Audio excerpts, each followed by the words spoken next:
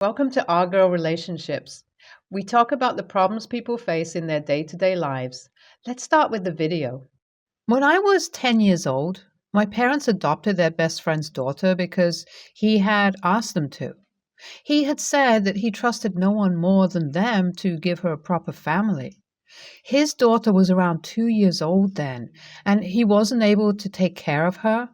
He was on the brink of bankruptcy.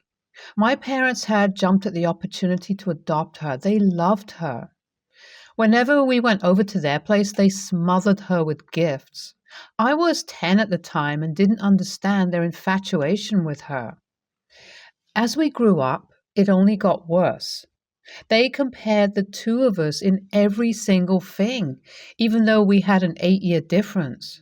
From tests to sports to behavior, she was their golden child. At times, I would listen to them talk about how she completed their picture-perfect family. It was horrible. I had to do all the housework. They wouldn't let me go out or have friends over. At the dinner table, they would tell me not to eat because I was putting on weight, which was not true. I was losing weight.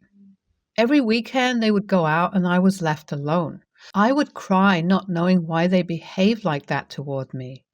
I started fighting back when I was around 15. I called them out on their behavior and the fact that they didn't do their housework.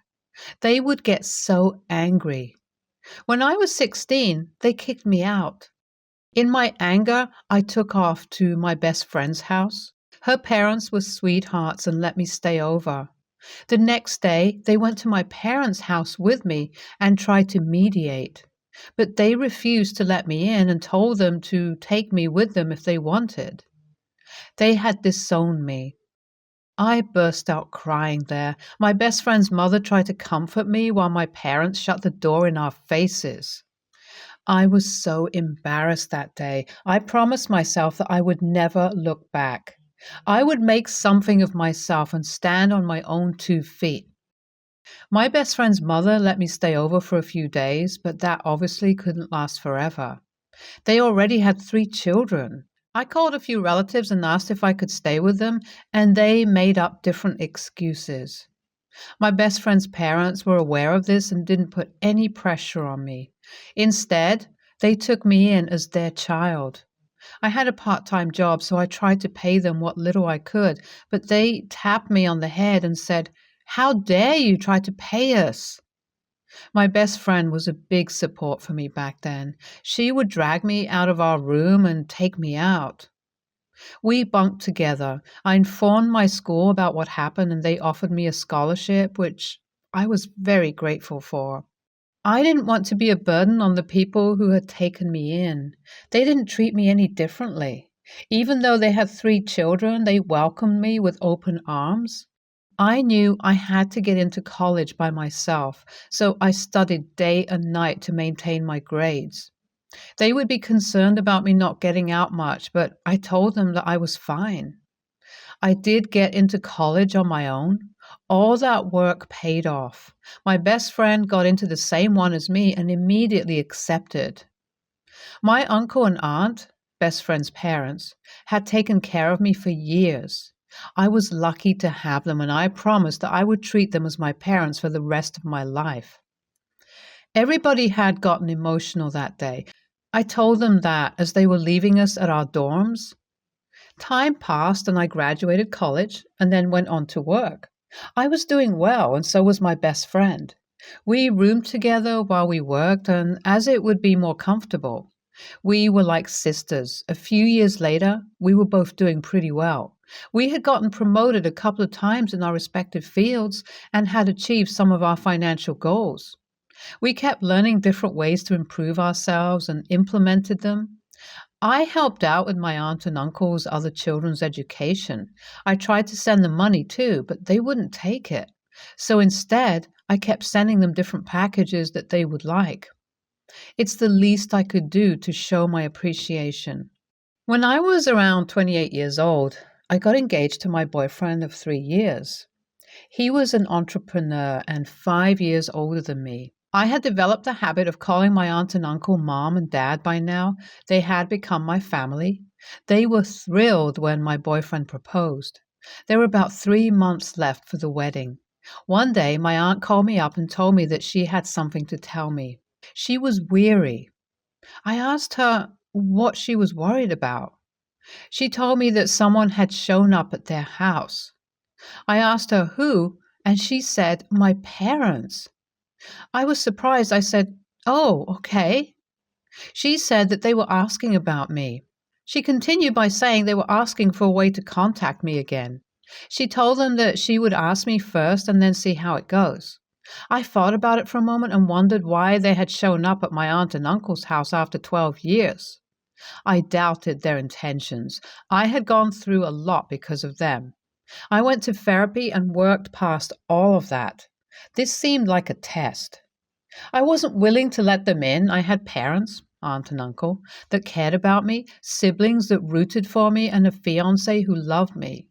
I had accomplished so many things and I was happy. I didn't need their approval anymore. I didn't crave their love or attention. I told my aunt that I didn't want to contact them. The next day, she called me and told me that they were demanding to get in contact with me, saying I was their daughter and they had all the right to contact me.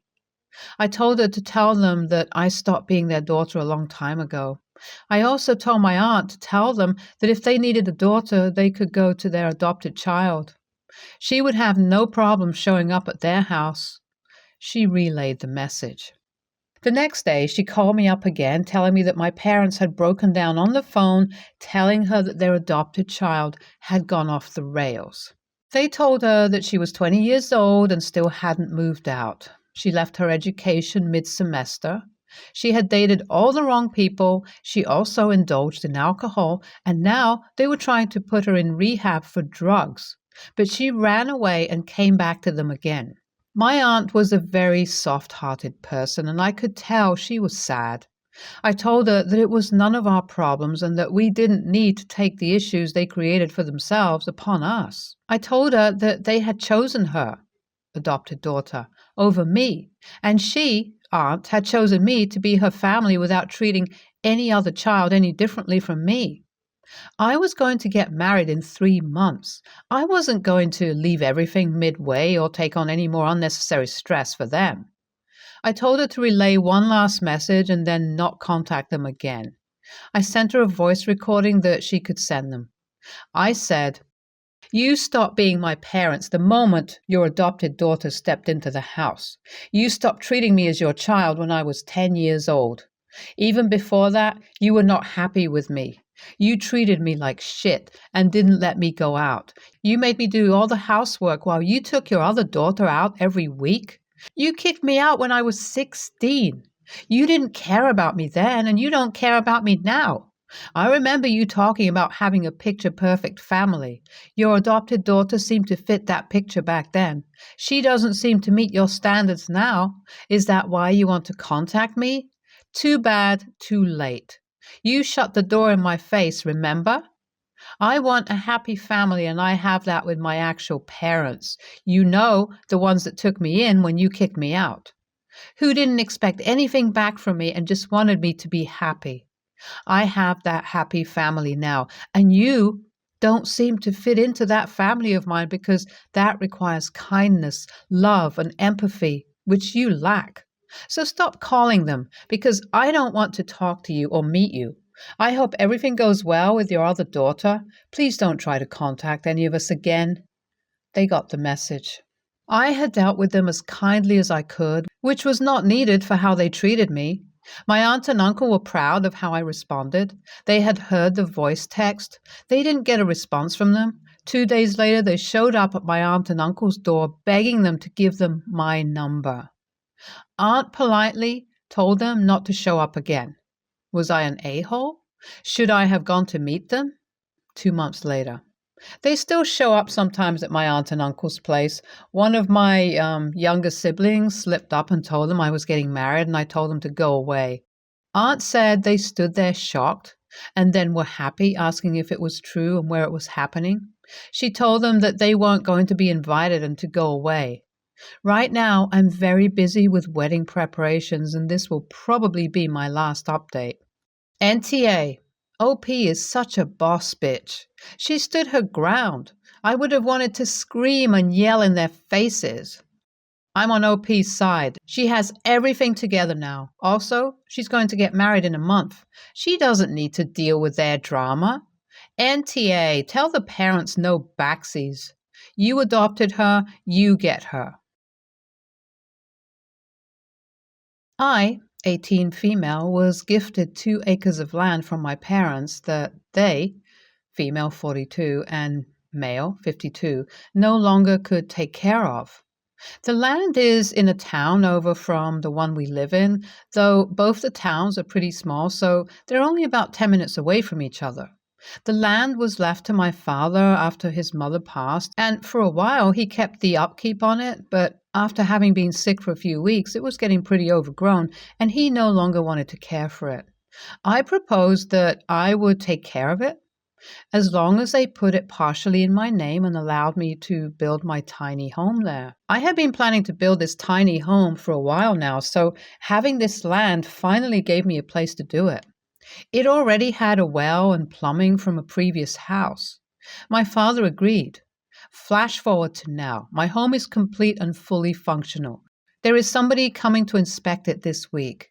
Here is where my problem is. Over the course of my building, my mother has been letting herself in.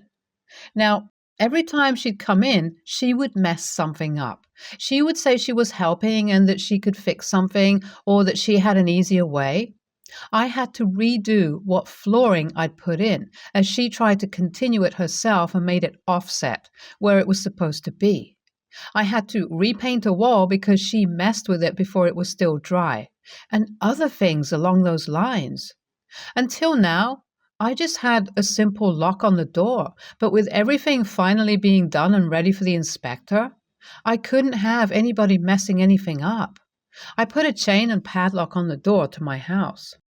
Today, my mother called me asking why I locked her out of our house. I was baffled and told her that it was my house and that I couldn't have anything being messed up. She got upset and said, "It's on my land, so it's my house just as much as it is yours. How dare you say I messed it up?" I tried to remind her that I didn't say she messed anything up, just that I couldn't have anything wrong. I reminded her that my name is on the title for the land, and the agreement to me taking care of the land was that I'd get to build. She said once again that it's her house because it's her land, and I got upset and told her, "It's my house, I can lock you out if I wish." My name is on the title for the land. We had an agreement, and I paid for everything for the house, all for myself. It's my house. She hung up the phone, and now both her and my father are texting me, telling me I was rude to my mother and that it's their house too because they let me use the land. My dad's told me to apologize and let my mom come over to see it, but I just can't risk anything being ruined. NTA. Sounds like the land had some strings attached to it. Look into property laws, do your homework, and most importantly, do not take any more help from them in any way. Otherwise, you run the risk of them laying claim to anything that is yours. Best of luck. NTA, your mom and dad did not keep to your agreement. And you were not rude. From your description, you did not put her down, accuse her of anything, or say anything other than facts, and assert that it is your house. Not rude. Once the inspection is complete, make sure you sort out the rules with your parents in writing, and so sorry if they continue to try to invade your new tiny home. It is very cool that you built it, by the way. NTA, tell your mom she can come for a tour after the inspection. You do, however, need to address this ownership thing, particularly if you have siblings. It sounds like your name is on the deed to the land. Are both of your parents on the deed or just your dad? You need to clear up what they have imagined the ownership of the house to be. Tip. Start this conversation with your dad when your mom's not around. Sounds like she's the one who thinks you're just an extension of her. I can't stand my sister-in-law. Everything about her grates on my nerves, and her very presence can instantly darken my mood. For the sake of family peace, I've kept all of this bottled up. I try to keep contact with her to a minimum, but if we have to be in the same room together, I'm always civil and polite. No one knows my true feelings towards her. My dislike of sister-in-law stems from her belief that she knows everything. No matter the topic of discussion, she'll have an opinion. Most of her knowledge are flat out wrong, and the ones that are correct, she only has surface level knowledge but will hold herself out to be an expert. A perfect example and the reason why I'm here is the following situation. I would like to point out she and my brother rents and have never owned any properties. She started to give contradictory advice that made no sense. Like I told my niece, she should never buy a house in the flood zone because flood insurance is expensive and mandatory with a mortgage. Sister-in-law started to say that the niece won't have to pay flood insurance if she doesn't report to the bank that the house is in the flood zone, because several of her friends got away with that. I looked at her like she just farted an arm out of her ear. I told her that's not how banks work, but she argued she knows people who did that. Another example is that I told my niece that she should wait and work on increasing her FICO score while lowering her debt-to-income ratio in order to get the best possible rate. Sister-in-law asked what a FICO score is, and after I explained it's the average credit score of the three main credit agencies, sister-in-law told my niece she should just turn in the highest score and not the average. Once again, I told her that's not how banks work. After several terrible pieces of advice, I lost my temper and told her to mind her own business and keep her incorrect opinions to herself.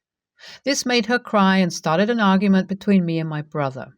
Our parents want me to apologize, but I think it's time someone tells her she doesn't know everything. NTA, sometimes it's not what you say, but how you say it. You could have gotten your point across without losing your temper. Families are complex and everyone has a know-it-all opinionated relative that's dumber than a box of rocks. Your family is no exception. NTA, I'm constantly amazed at how people constantly rally around morons and demand that everyone tiptoe around people who are horrible to be in social situations with. The only reason sister-in-law is like this now is because no one cared enough to take the time to explain to her that her behavior makes everyone hate to be around her. She needed to learn this more than anything else. Her parents failed her miserably, and she'll be a social outcast for the rest of her life unless people like OP put her in her place. Sister-in-law is not a third-grade child who doesn't get the math lesson, so everyone has to boost her spirits so she can still try. She didn't get an answer wrong on a test. She failed to learn the basics of social interaction. You did her a favor that apparently no one else ever has. It's as if she keeps putting her hand in a flame and she's been taught to blame the candle. NTA. You're doing right by your niece on giving her valuable information about buying her first home. Your sister-in-law is spreading false information that will have negative results if your niece were to follow even one of her odd, and possibly illegal, recommendations. You don't control which FICO your lender pulls. They decide that on their own. FICO 10T is going to be starting to be pulled soon for Freddie Mac and Fannie Mae lenders. So it's best they get and keep their DTI as low as possible, as well as report all on-time rental payments to the credit bureaus if their landlord does not already do so. Flood insurance is going to be even more unaffordable in the near future because of Ian and Nicole. Best to stay away from the immediate coastline since even if you're not in a designated flood zone, you still may wind up with some flood damage from storm surges. I had a family member who was a realtor when my husband and I bought, and we were given the same advice you gave your niece.